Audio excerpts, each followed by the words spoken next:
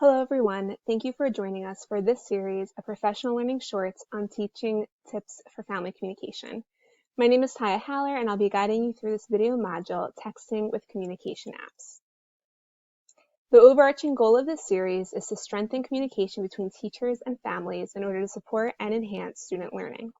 The information and activities in this PL short have been aligned to the CEC and Cedar Center's high leverage practices and New Jersey's professional teaching standards referenced at the end.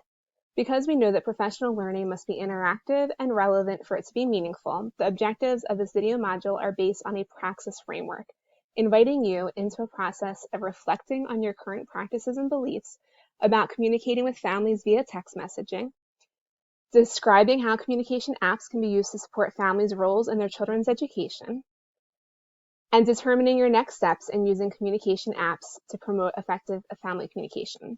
There will be moments when we ask you to pause the video in order to engage more fully in this process. Ideally, this process of reflection, information, and action is not solitary, but communal. Therefore, there will be moments when we encourage you to connect with others as part of this process as well. With that in mind, you'll get the most out of this PL short if you have the following resources readily on hand to mark up.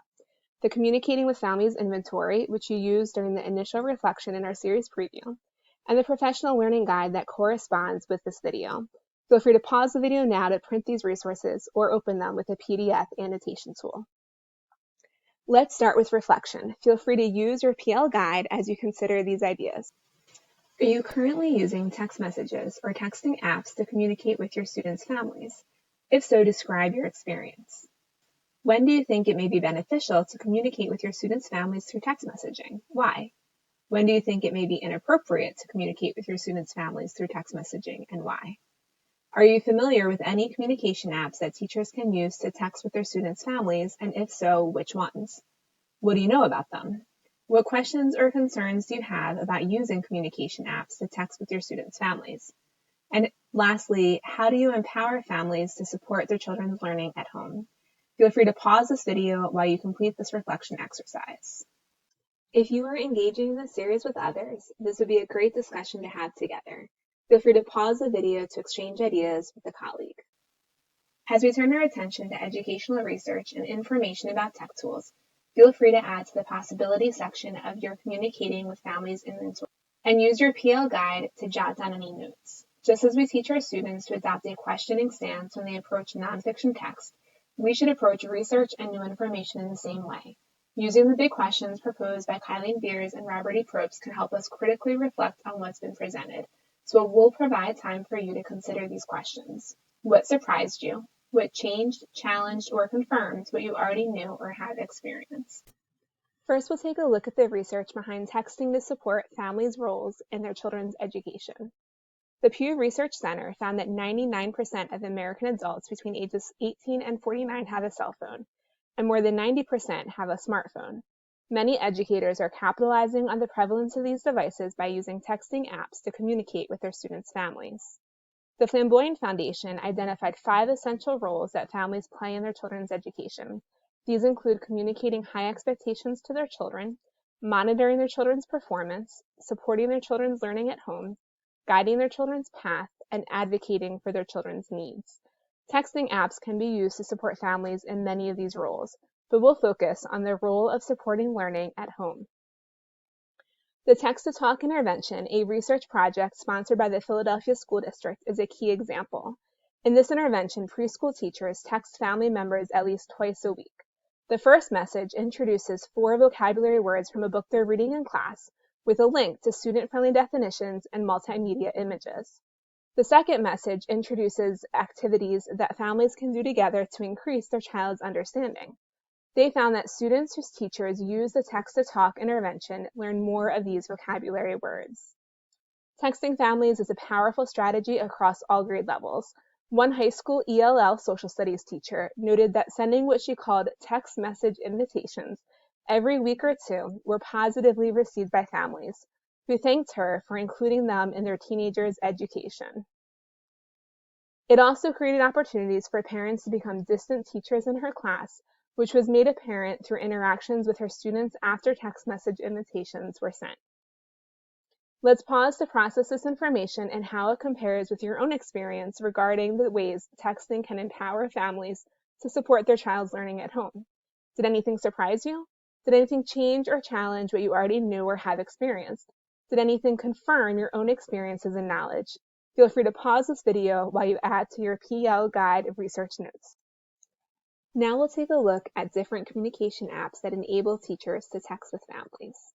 When choosing a communication app, there are a few essential features to keep in mind.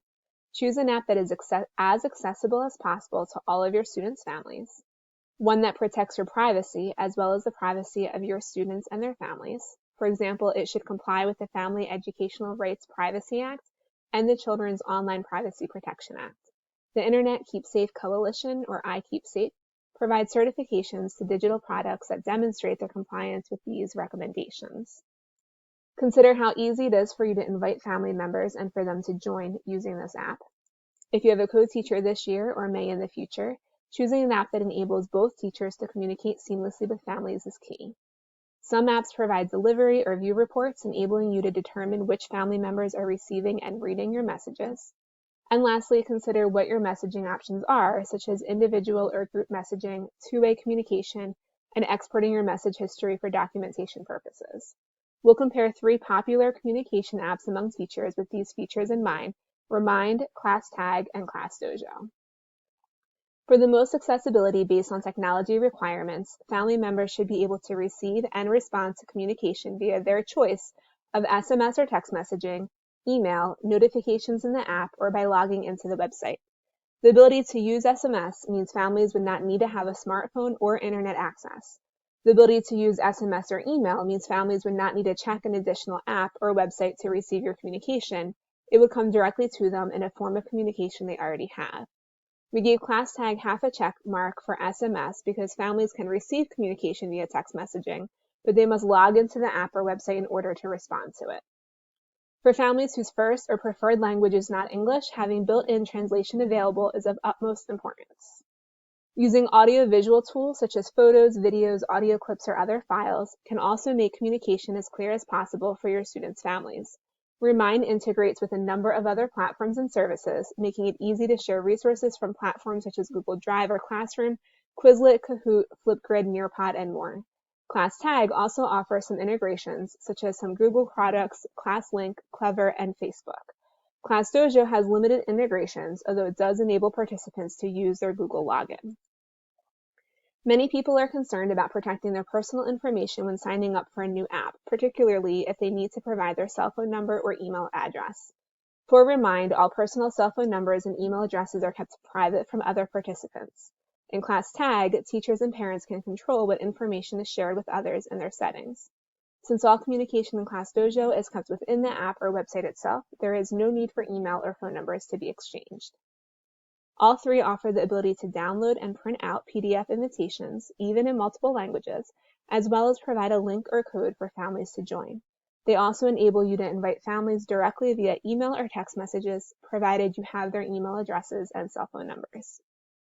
All 3 are co-teacher friendly, allowing you to invite additional teachers to your class, and all have some method of enabling you to see who's viewed or read your messages, although it may be limited to those who view the message within the app or website.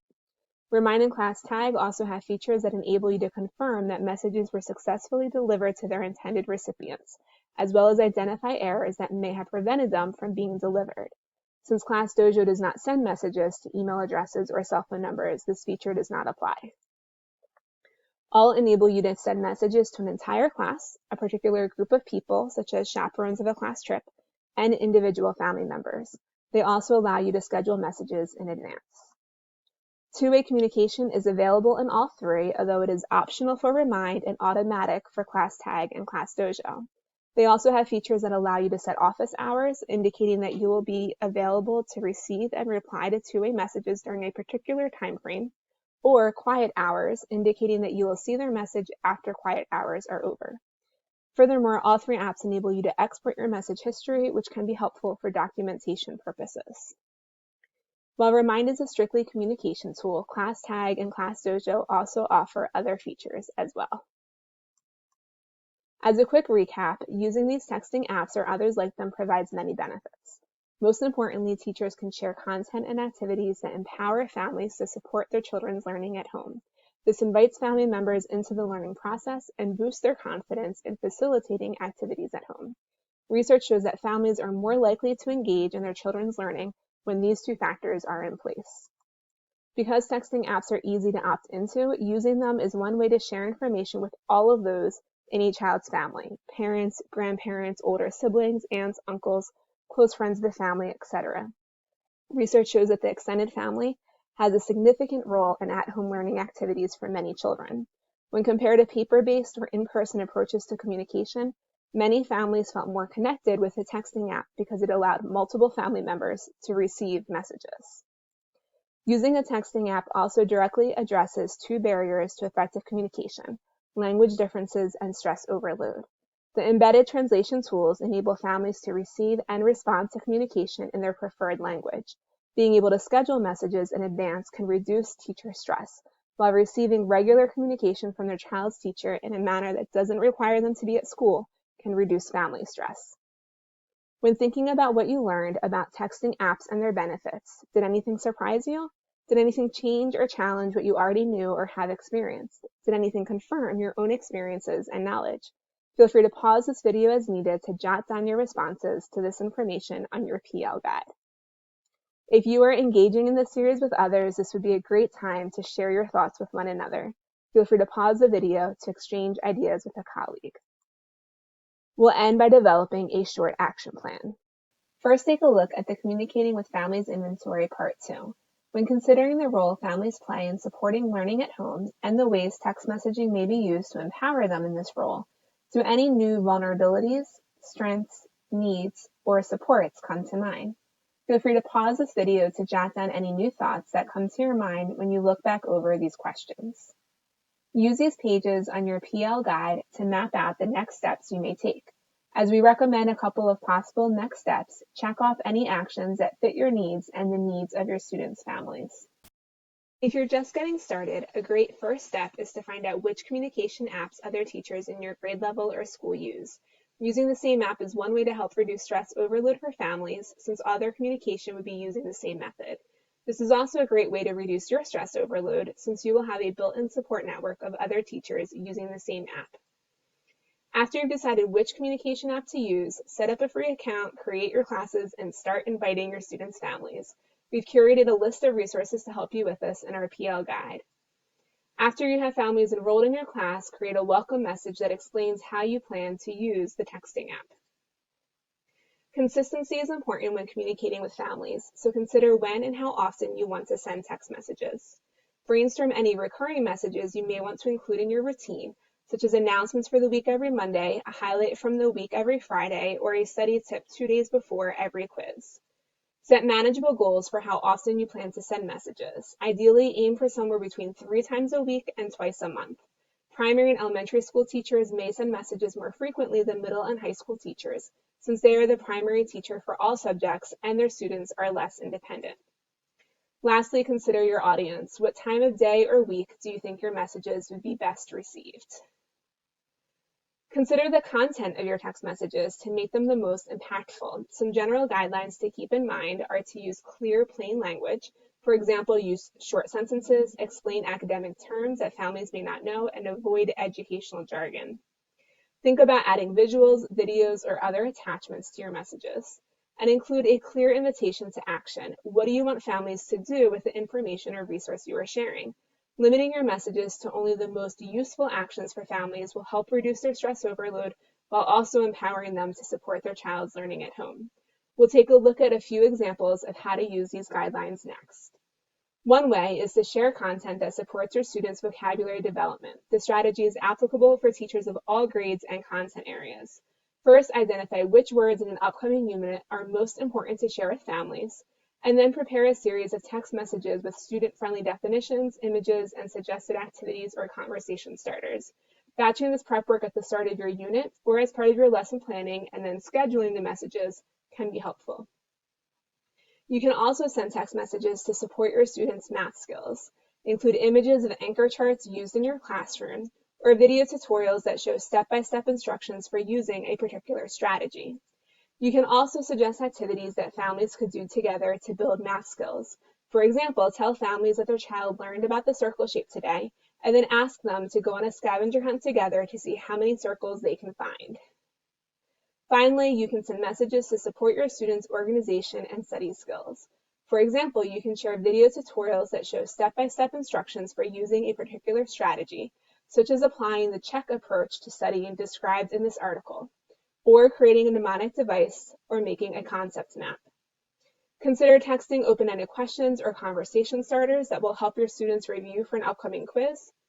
And another option is to suggest an activity that families could do together to organize school supplies or study for an upcoming quiz. Based on your inventory of vulnerabilities and needs, along with our recommendations, what are your next steps? What is one thing you can do to use communication apps to empower your students' families in their role of supporting their children's learning at home? Be as specific as you can so that you have a clear, concrete plan in place. Include who in your professional learning community may be able to support you in this plan. Take a minute to pause this video if needed to think about and write down your next steps. Thank you for joining us. Keep the Communicating with Families inventory on hand for the next PL short of your choice in this series. If this is the last video you'll be watching in the series, please share your thoughts with us.